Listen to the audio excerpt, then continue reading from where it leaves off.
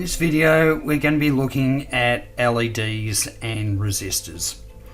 So any LED lighting project you do with your scale models, you're going to probably be using LEDs, and as a result you're going to need to use some resistors in conjunction with that. So I thought I would dedicate a whole video to talking about LEDs and also talking about resistors as well, just so you get a better idea of what sort of things are out there, and also provide some information or tools that you can use that can assist you in the development of your circuits for your scale models. So the first thing I want to talk about is the different form factors that LEDs come in, or the different packages. So probably the most common that people are probably aware of are these dome head packages. So they have the plastic cap on the top, and usually it indicates what color it is. You have your positive and negative terminals, and these come in 5mm, 3mm. These ones I believe are 3mm. They also come in really large ones like 10mm as well, so they come in a variety of different sizes. And I tend to find that these ones tend to be really good for things like engines on spaceships and that sort of thing, or even flashing lights in emergency vehicles. So that's what I tend to use that form factor for. You can also get them in sort of, I guess, a bit more unusual form factor. These ones are a little bit different. You can see they've sort of got a bit of a square head and then a tiny bubble on the top.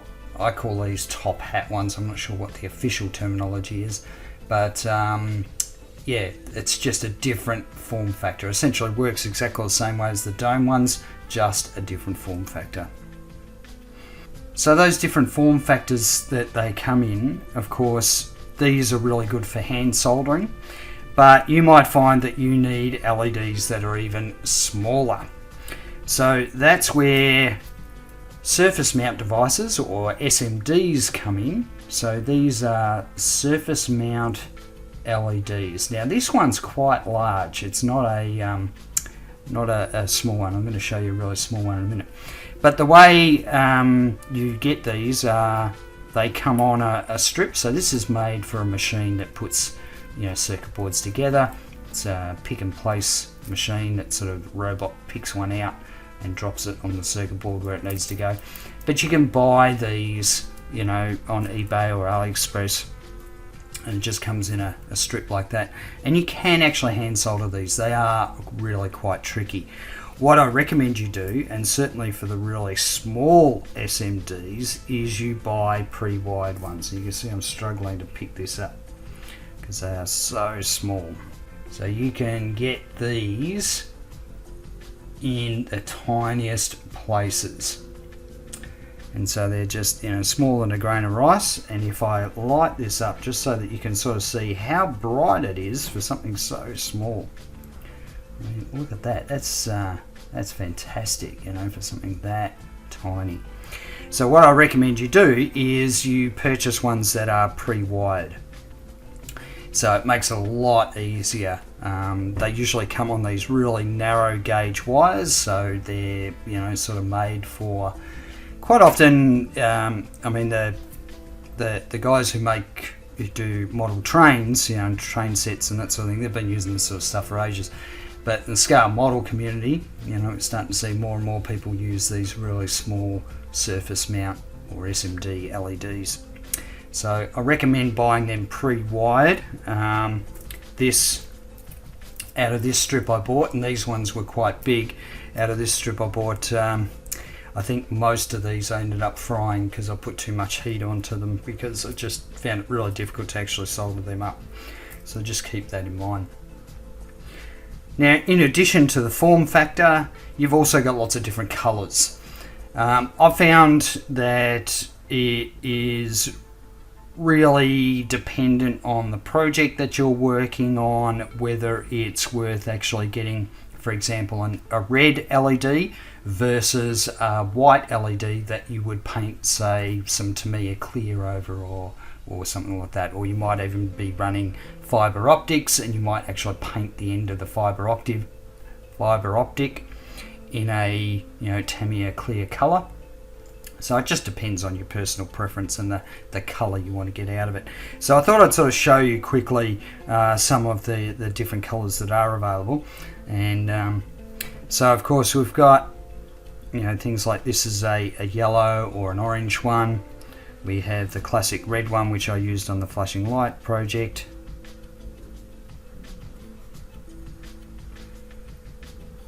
And the colours do look a bit different in reality compared to what's coming through on the camera. This is a green one. And of course with the different form factors, they work the same way. It's the same colours. Now these two clear looking ones I've got at the end here, they're actually different colours. So the first one is blue. See, that's quite intense. And the next one is white.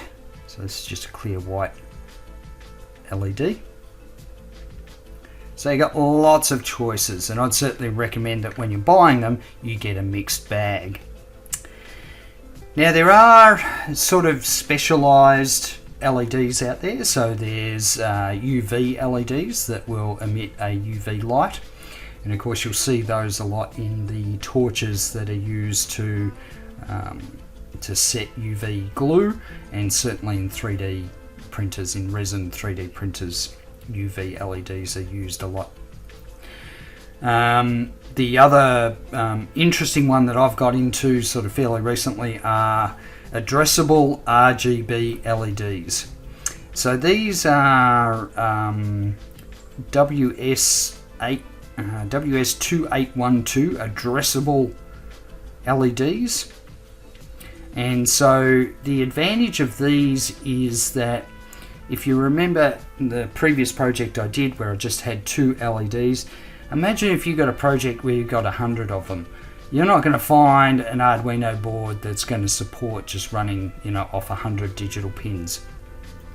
So that's where these addressable LEDs come in. So that means that you could have a line of 100 of them, and you can tell each individual LED what color you want it to be and when you want it to turn on or off. So these things are really quite amazing and really versatile. They also come in the small SMD package, but you'll probably have to solder them yourselves, so you want to be pretty good at soldering. Now you'll notice that they actually have 4 pins. Okay, so when we're talking about addressable LEDs, if we have a row of 100, we want to assign an identifier to each one of those LEDs. And the way that we do that through Arduino, when we wire these up, we have basically an in, like a data in and a data out, as well as the negative and positive pins. So that way, we can tell the 57th LED that we want it to change to red or to green or whatever, and we can do that through Arduino by using these data pins. So that's why they've got extra pins on them. So just to show you, when you light them up, by default they'll just go to, in this case, just green. But you can actually, in your Arduino code, you can actually tell it what sort of color you want it to be, because these are RGB addressable LEDs, also known as neopixels, I think. So yeah, these ones are not as cheap, obviously, as just the single colors, because they do quite a bit more, but it's just another option if you've got something that's got a lot of LEDs in it. I mean, a lot of people buy the LED strips, which of course are really good to use in scale modeling as well, but they're usually pretty straightforward. You can cut them at designated places and then wire them up to 9 or 12 volts depending on the requirements. So that's just a real general look at LEDs. Of course, this is just the tip of the iceberg, and I'm sure technology is getting better and better with LEDs, so we'll see more and more sort of different options coming out. The next thing is to talk about the resistors. So when we have, when we put electricity through any LED, it's got a forward voltage specification. And if we go a lot over that forward voltage, we'll end up just burning out the LED. It's not that spectacular when you put too much voltage through an LED. They don't explode or anything, they just don't work. They just die. So if you've ever got an LED that doesn't work, maybe the reason it doesn't work is because you've put too much voltage through it. So in order to control the voltage going through our LEDs, we use resistors. So a resistor in just a through-hole version looks like this. It's usually like a little, I don't know what the material is, with stripes on it in the middle, and you've got your two wires. And I mentioned this in the previous project that I put together. Unlike LEDs, resistors aren't sensitive to which end goes to positive or which end goes to negative. So it doesn't actually matter which way you wire them up. Resistors also come in like similar to the LEDs. They come in like a surface mount package, so they'll be a lot smaller than that. But normally for the projects that we're doing, we want to use through-hole resistors, so these type. And you'll notice the color bands on them. The color bands are used to determine the value of the resistor. Now, I find that too much of a pain in the neck. I will put a link to the color coding system on resistors in the comments if you're interested. But what I normally do is just pull out my multimeter and check the resistance. So in order to check the value of a resistor, you of course need a multimeter. Even the really cheap ones should have a resistance setting on it. So it's the ohms symbol that we have. And all you need to do is touch one probe to one end and the other probe to the other, and it will give you an indication of how many ohms, what setting that is. So in this case, we've got 0.6 kilo ohms. So that'll be 600 ohms. And if I select a different one, I find this process a lot easier than checking the color bands on the resistors. I remember doing that as a kid. You'd have to work out the values. So what we have here is 32, almost 33 kilo ohms, and I just find, you know, that's all you need to do. You can wrap a bit of tape around them if you want. Quite often they'll come in, resistors will come in these sort of paper bands.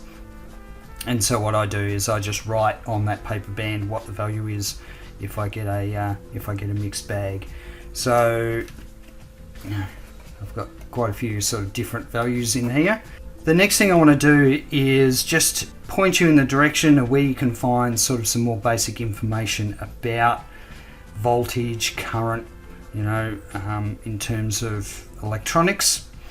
And also an example of a data sheet for LEDs. So when you're buying LEDs, it's important to look at the data sheet because that provides a lot of information about things like the forward voltage, help you determine the resistors you need, and also a tool that helps you calculate what value resistors you need in order to work out what you need for your circuit.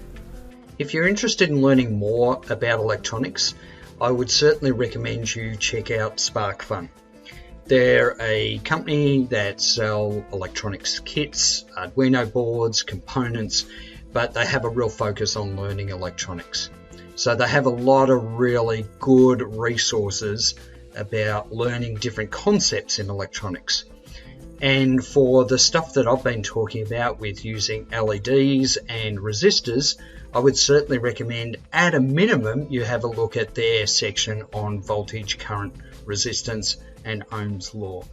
I'm not going to be teaching the physics of electricity and I'm not an expert in this field, but certainly reading these things give you a better understanding of what it means when you choose one resistor over another or an LED over another.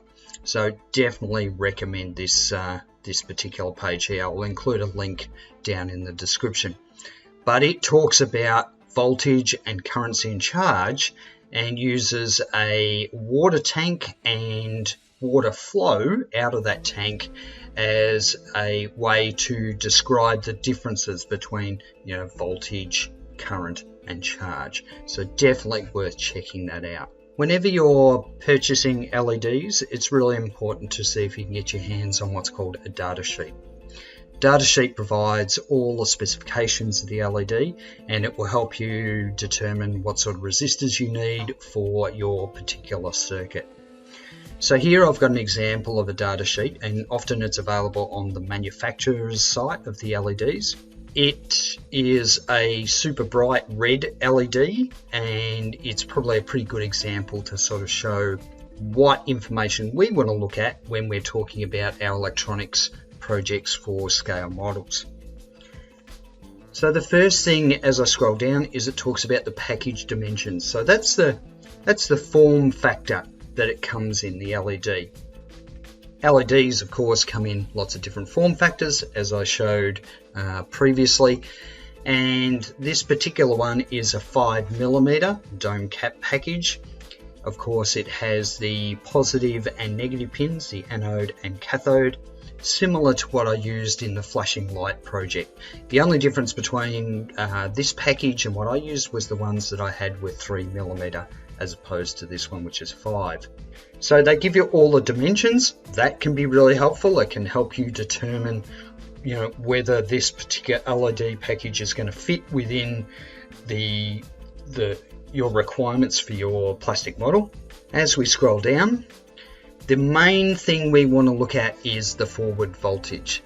The forward voltage is going to help us determine what resistors we need to hook up so that our LEDs don't die on us. So in this particular data sheet, it might be in different locations depending on the data sheet, but normally we see VF, and we want forward voltage. So in this case, they talk about, they've got two values, they've got a typical and a maximum. What we're interested in is the typical. Of course, we don't want to be running our LEDs at a maximum voltage because that will shorten the life of them. So we want to look at that typical forward voltage. And in this case, it's 1.85 volts. And that's pretty typical for a red LED. The ones that I use for the flashing light project, they were rated to 1.85 volts for their forward voltage. As you look at different color LEDs, you will find that forward voltage will go up. So some of the, like for example, the white LEDs or the blue LEDs, their forward voltage will be higher than the red ones. The other thing to make note of is the current that they're running these things at. So here we can see when they were testing these LEDs, they were running the LED at 20 milliamps. So that's a really good indication of what sort of current you're going to be drawing from this LED. Now in the case of the LEDs that I was using in the flashing light project, mine were drawing 15 milliamps, so not too different. These ones are super bright LEDs, so they're probably going to draw a bit more current. But that's the basic information that you need to look at in order to determine what sort of resistors you need in your circuit, what sort of power supply, and those sort of things. If you're like me and you don't necessarily have a head for mathematics, one thing you can do if you're trying to work out what resistors you need for your LEDs, you can use a LED calculator.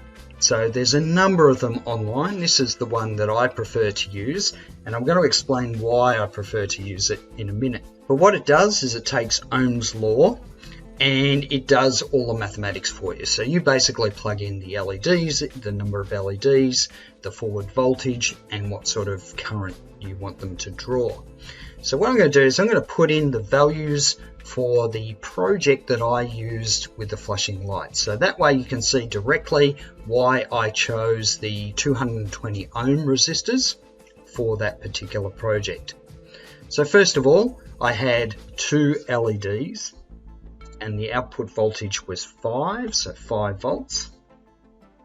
The forward voltage drop for the LEDs that I used were 1.85. And in this particular calculator, they actually give you some, if you're not sure, if you've got some LEDs and you're not actually sure what their forward voltage is, they actually give you some examples there. And you can see once you go up to blue or white, traditionally that voltage, that forward voltage goes up substantially compared to the reds. The last thing I want to do is put in the forward current. Now for the flashing LED project, I had them running at 15 milliamps, and when I hit submit, it will give us two solutions. And this is the reason I like this particular calculator, because it shows us a solution if we have a circuit that's set up as parallel, or if we have a circuit that's set up in series. So the first solution is parallel, and what we mean by a parallel circuit is that each LED, we can see LED 0 and LED 1 here, both of them will get the same voltage. Now what that means is that the whole circuit will be drawing more current. So the current that we're drawing will be higher. As opposed to a circuit that's done in series, where because we're talking about a forward voltage, it essentially means the voltage is going to drop with each LED that it passes through. So in this case, if we send 5 volts through the first LED, the voltage drops 1.85 volts, and so the next LED is going to have less voltage to draw upon. With a circuit done in series, it means that your power supply is often going to need a higher voltage, but the current applied to each LED will remain the same. Now for the flashing light project that I did previously, it was set up in parallel. So I had the 5 volts coming in from the Arduino board, and 5 volts was basically given to each LED as it flashed. And we can see here that it's calculated that we need 220 ohm resistors, which is exactly what I needed. And if you remember on the circuit, it actually had a resistor for each LED. So it just depends on how you want to wire up your system. If you're going down the path of the project that I previously did, then it's more likely going to be in parallel. But there is lots of information on the net about sort of making circuits in parallel versus doing them in series, so I recommend you have a look at that. But this calculator is really good for doing the calculations for you. So I definitely recommend using this calculator. Keep it bookmarked. It's a really good resource when you're trying to work out what you need when you're putting a particular circuit together. Okay, so that concludes this video. Thank you for watching, and let me know in the comments if you found it helpful. It's certainly a very brief video about LEDs and resistors. There's a lot more information out there online, but it's the sort of things that I see as being important that we need to consider if you're putting together a lighting rig for your scale models. See you in the next video. Bye.